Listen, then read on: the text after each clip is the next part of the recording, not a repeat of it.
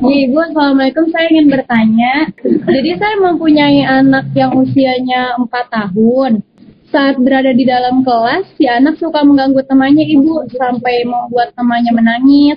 Jadi tiba-tiba dia bisa merebut gambar temannya atau bahkan bisa merobek kertas temannya. Bahkan juga kadang-kadang dia suka melempar pensil. Dan waktu itu juga saya pernah hampir saja mau dilempar pakai meja. Jadi saya sudah berusaha untuk membujuk, merayu, bahkan merangkul si anak, tetapi si anak tetap seperti itu.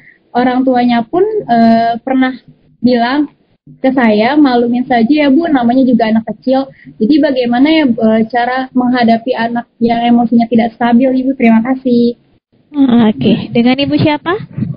Tasya. Oke, baik. Terima kasih Bu Tasya atas pertanyaannya. Ya, silakan Bapak untuk menanggapi pertanyaan dari Bu Tasya. Baik, Ibu Tasya ya punya murid 4 tahun, ya anaknya suka mengganggu temannya, merebut, merobek, bahkan melempar.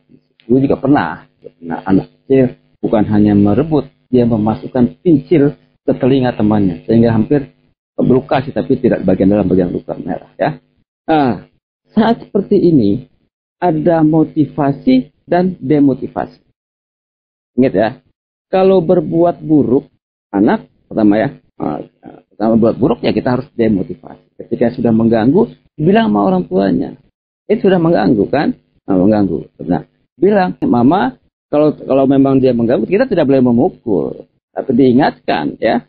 Diingatkan, dipegang. Tidak boleh, kita boleh kalau mengganggu lagi, dikeluarkan di dalam kelas. Biar di luar. Orang tuanya harus mau. Dia di luar menunggu, jangan ditinggal. Karena sudah mulai mengganggu. Suatu hal yang mengganggu, yang merugikan orang lain, ya harus didemotivasi. Itu dulu. Jadi orang tuanya siap di luar. Orang tua ingat, Dek, jangan mengganggu temannya, jangan merobek, jangan melempar pensil. Itu caranya kalau sudah mengganggu. Nah, kemudian bagaimana supaya dia tidak mengganggu? Kembali lagi, supaya dia tidak mengganggu, ya kita harus lebih dalam tadi. Kesukaannya dia dicari. Ketika sudah selesai, cari yang lain dulu.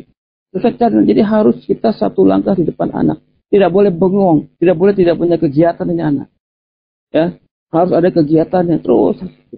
Sehingga ketika dia kosong, dia akan kembali ke karakternya. Mungkin suka dijaili sama teman, keluarganya di rumah, dia kembali. Jadi dari kita upayanya selalu satu langkah di depan anak. Kalau sudah terlanjur mengganggu, ya kita peringatkan anak itu. Dan orang tuanya harus paham, Bu, akan saya katakan seperti ini ya. Kalau mengganggu, akan di luar. Ya, di luar, tidak boleh masuk kelas.